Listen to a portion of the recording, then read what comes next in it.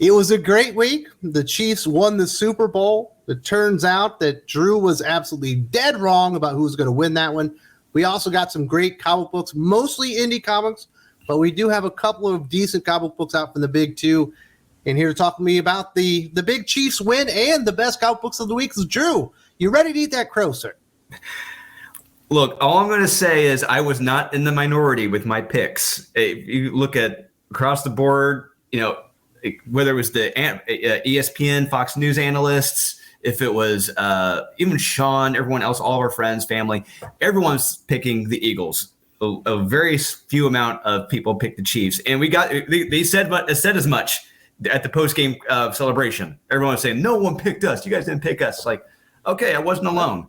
Yeah. I picked the Chiefs. I was actually going to ban you from the channel, but the Eagles dropped the ball. The Chiefs won, so let bygones be bygones. Let's talk about the best comic books of the week. We're definitely hitting the indies hard and fast. Nightclub #3, Image Comics, Mark Millar, Juan Ramirez on this one. The $199 comic book, Juan Ramirez is probably doing the best art of his life. I've always liked him as an artist, but it feels like he's taking it to another level here. This is kind of a weird thing. We're finally seeing the concept really roll out. It almost feels like he's taken Spider-Man and then mixed it with like Power Man. They're young heroes discovering their powers, but they're also there. They're heroes for hire, and I like the way that he's done it. I've never really thought this about Mark Millar. I've always thought his dialogue was fine, but God, his dialogue in here is just amazing for each of these characters. This is the best dialogue I think he's ever done in his career. Yeah, and these are kids he's writing, and the dialogue is very believable, very grounded, and it's very smooth. You're not stopping. You're not saying like, would kids say that? I didn't stop at all. I didn't question it at all. I went with it. And, issue 2 was good. It felt more of like the Teen Wolf issue. They're having fun. But with this issue, we get some new dramatic elements in here where there might be some so a couple of our heroes may have feelings for others. We'll see what happens with that. I do like that element. And we get another element of another group of vampires, and they don't look quite as nice as our kids do. They look a little dangerous. Yes, they do. Just a little bit. This was great. I truly love this issue. Yeah, this is a great series. And like you said, $1.99. What the hell? You're getting every single bang for your buck and more so than I can say for DC and Marvel. A lot of books from there. You guys do need to check out Nightclub #3. This is a great series. Mark Millar is absolutely on fire. I think he's got 4 great series coming out right now. The next one we'll talk about is Nemesis Reloaded #2, obviously from Image Comics. Mark Millar with Jorge Jimenez, the best artist in comic books today. This was an interesting issue. We see who Nemesis is actually focused on. It's the chief of police. He's got bounty hunters and police are being taken out left and right. But we see where Nemesis came from, his relationship to the chief of the police and why he's targeting him and all that stuff. And I will agree, Nemesis is absolutely disgusting. He's a terrible person. What is happening in here is truly diabolical. But I can almost understand why he sees it that way, which I think is a very good job by Mark Millar to be able to do that with such a kind of gross, heinous character. From what we're told by the Nemesis, this is what happened.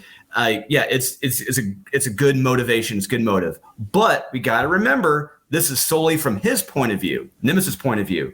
So reliability on this being 100% true, I'm going to say not likely. He's the unreliable narrator here, and I'm willing to bet you this may be the twist coming out a little later in the book. That there may be some things that were fudged up in the origin there. The opening of this book is so terrifying when you see what is happening to the police in Los Angeles. Pretty much, it's almost a not 100% reflection of today, but there have been instances where cops are called out to locations and they're ambushed. This is what's happening to these cops in Los Angeles in this book, and it's terrifying. They're trying to figure out what the hell are they going to do. And the mayor, who is a former cop, he's got to deal with millionaires. He's trying there because they're pestering him to keep them safe. He's got to deal with calling cards. Nemesis is leaving for him, and the millionaires. There is some really great stuff here. It's terrifying. It's action packed. It's nonstop. It's funny. It's funny in a dark way. This is a terrific comic. It does push the boundaries in storytelling, but you guys do need to check this out if you can handle that. Nemesis Reloaded is a terrific series. Another great one from Mark Millar. If you're a Mark Millar fan and you like it when he pushes those boundaries, which he's certainly done a lot, I think back to the Ultimates and obviously Nemesis Volume 1. Nemesis Volume 1. The other one I was going to talk about was when they first had Kick-Ass. That was some crazy stuff going on in there. If you like that Mark Millar, that's the Mark Millar you're getting here in this series. It absolutely pushes all the boundaries as far as possible. Beautifully illustrated comic book. Definitely check that one out. From Mad Cave Studios, Dahlia in the Dark #3, I'm recommending from Joe Corallo, Andrea Milana on art here. We see in the last issue, it ends off with like a Mexican standoff. We've got the good guys and Maya, and everyone's trying to find her. They end up on the road, and we start getting some more information about what's going on. And I'm not sure exactly why everybody in the world wants to get their hands on this lady, but it's a very exciting comic book. And Joe really takes it and pushes it in a much darker direction in this comic book as well. We start seeing a lot of main players start getting killed, and they're not exactly being killed in nice ways. So it started out as a very interesting, I guess, sci-fi noir type story. You still get the magic elements and all that stuff, but he went a little bit darker in this one. So I did not read this out of respect for Joe, because he is my, full disclosure, he is my current editor on Born of Blood. So it's hard. It's a tricky situation there when your editor is writing another book and it's like, should I say anything? I don't know. But I love Joe's work from what I've seen in the past. And from everything you've told me about this book, I am excited about that. And everything that he's doing story-wise, like pushing boundaries in dark directions, is pretty much a reflection of what I'm doing in Born of Blood. So I like to think Joe has been, it had a huge impact on my series, and it shows clearly in his book, Dahlia in the Dark. And I'm glad to see it's a great comic, and there's never a doubt in my mind that Joe is telling a great story. So guys, please do check this out. Absolutely, it's fantastic, and it's going a different direction than I've seen Joe go in the past with his comic books. Now, I haven't read everything that he's written, but it's certainly a lot more dark, a lot more gritty than we're used to from Joe. You're recommending Nightcrawlers #2 from Source Point Press. Cullen Bunn writing. Colin Johnson is the illustrator on that one. Cullen Bunn is having a career renaissance. Or maybe it's just an emerging. Was he ever a big thing in the past? But he has absolutely found his spot doing really cool horror comic books.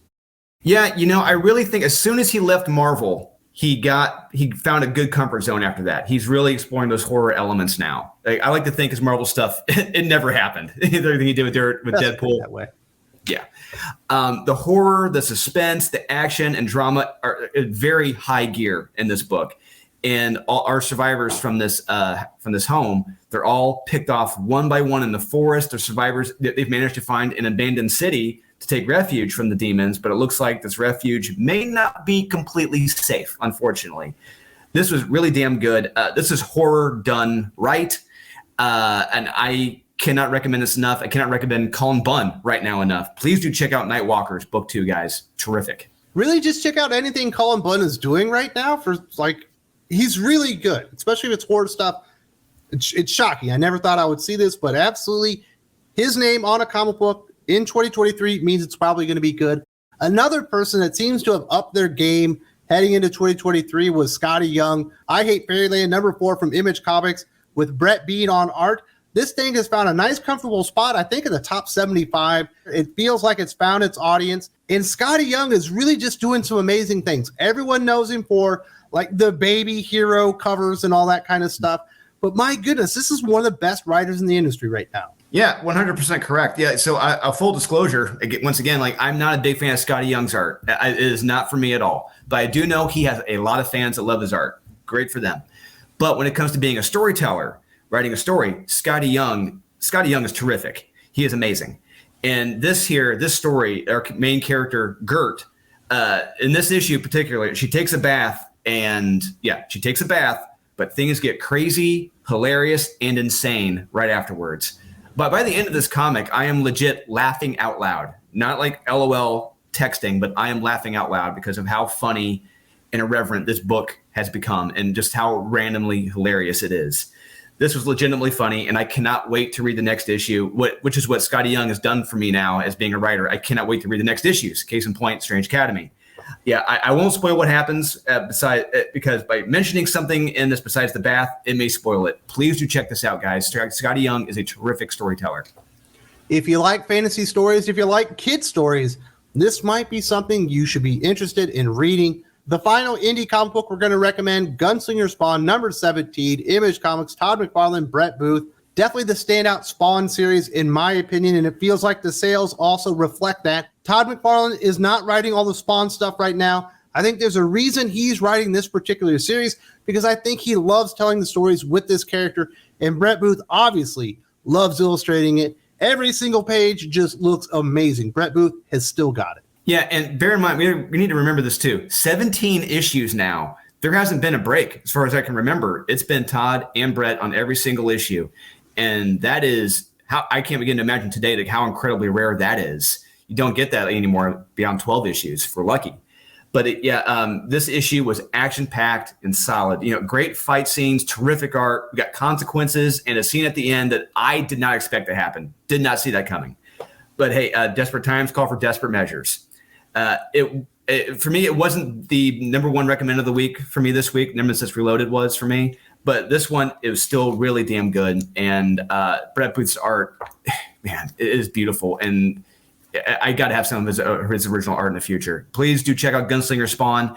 Or it's Gunslinger, I think. I forget what it's called exactly. Some say it's Gunslinger, some say it's Gunslinger Spawn. But please do check this out, guys. This is the best Spawn book right now. It's definitely Gunslinger Spawn. I don't know who's saying it's Gunslinger. No, it's Gunslinger Spawn. That's his name. Yeah, some sites call it Gunslinger. It's like, did they change it? That's not how it's listed or anything. Those sites are dumb. Don't listen to them. Listen to us. We know what we're talking about. So those are indie comic book recommendations. Great stuff across the board. You can get superheroes. You can get horror. You can get fantasy storytelling, all that stuff. It's all out there this week. Let's go over to the big two. Just 2 comic books to recommend. From Marvel Comics, Spider-Man The Lost Hunt #4. J.M. DeMatteis, Eder Macias on this one. This is an interesting comic book. If you're looking for tons of action and really big-time story progression, you're not going to get that here. This is more of a character study kind of issue. One of the interesting things we see is there's basically the backstory of Asia. And as they give that, it actually intertwines with Kraven himself. And you really start learning where he came from and the juxtaposition of he and Peter Parker as well as MJ as well and the relationships that they have. So if you want to enjoy Kraven and where he came from and this new character Asia, as well as Peter Parker and MJ, this is a great comic book. This is easily the best thing Spider-Man related in the market today. Yeah, it really is. This is the best Spider-Man series right now. I've said as much in recommending the first 3 issues. But yeah, this issue is more of the character study issue. It is the backstory issue of Asia. You get to see, how she met Kraven, how she fell in love. But at the same time, we also get Mary Jane trying to bring Peter back from the brink of becoming a monster, like he was at the end of the previous issue. I love that too. Like the only thing this was missing was some great Kyle Hotz artwork, like the previous issue had. But I do got to recommend this because finding out more about Asia, where she comes from, falling in love with Kraven, it's great stuff. And J.M. DeMatteis, great writer. Please do check this out. If you are a Spider-Man fan, as some people say they are, you will like this. Please do check this out. Amazing Spider-Man is just not hitting me in my feel spots right now. Spider-Man by Dan Slott is definitely not hitting me in my feel spots, but Spider-Man The Lost Hunt is absolutely doing that one. Definitely check that one out. We have one recommendation from DC Comics. You're recommending Batman Beyond the White Knight #8, Sean Gordon Murphy, writing and illustrating on this one. This is his own interpretation of the Batman universe, and I believe we're about to discover Superman and Wonder Woman and all those things in this universe as well. But before then, we've got to kind of flesh out all these things that are happening in the future with Batman Beyond and our Batman and all these kinds of things. Pretty much all comes to a head in this issue. And we get, great fights, get Batmobiles, and you get the Jokers. You get, I call her Thunder Thighs Robin, explosions. There's some great stuff here. It really all comes to a head here. And I love seeing it all play out. I love seeing the relationship between Harley, Bruce, and Joker and the kids. There's some great stuff there. That's a great new element he's really created there. I really do like that new dynamic.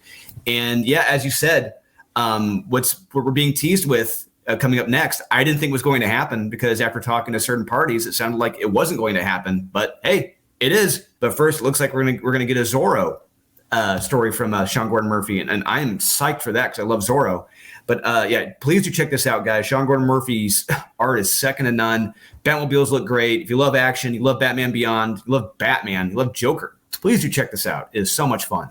Some people may know that last weekend you and I were in a fantasy football pool, and I was loving how it was playing out. I'm a Chiefs fan. The Chiefs are coming back. Everything is going great. But I also started Jalen Hurts in the league and all that stuff, and I would seem like the only person that had a chance to defeat your brother Kyle.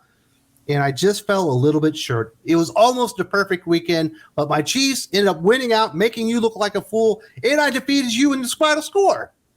Yes, you did. You snuck up from behind, came out of nowhere. I did not see it coming. I was living large until that 49ers game against the Eagles. And then, that just shot any hope I had of winning. But congratulations. We shall meet again next season. Absolutely. I'll give it to you next year. The Super Bowl champs are going through Kansas City. We're going to do it again 3 and 4 years or something like that. 3 and 5 years. That's what we're going for. That's going to be wild if they can do that. Just to show that I am not a sore winner, Drew, I know you've got some good news. You have a project that's finishing up on Kickstarter. Yes, we have 3 days left. It's Naughty and Nice, me, Vampirella, and Red Sonja. We are currently almost at $55,000, which is terrific. Everyone's excited. People are loving this. People are loving what they're seeing. And if you guys do have a little extra cheddar, you want to spend on some great comic books, please do check out Naughty and Nice, me, Vampirella, Red Sonja. Marat Michaels and I telling a great story here. If you've enjoyed this video and you're like, hey, I would like some more Thinking Critical, what video should I watch? Well, YouTube has looked at what you like to watch and what I like to create and decided this is the video I created specifically for you. The most perfect video I've ever made for your viewing habits. If you can't see the video here, I don't know what to tell you. Definitely check this bad boy out right now.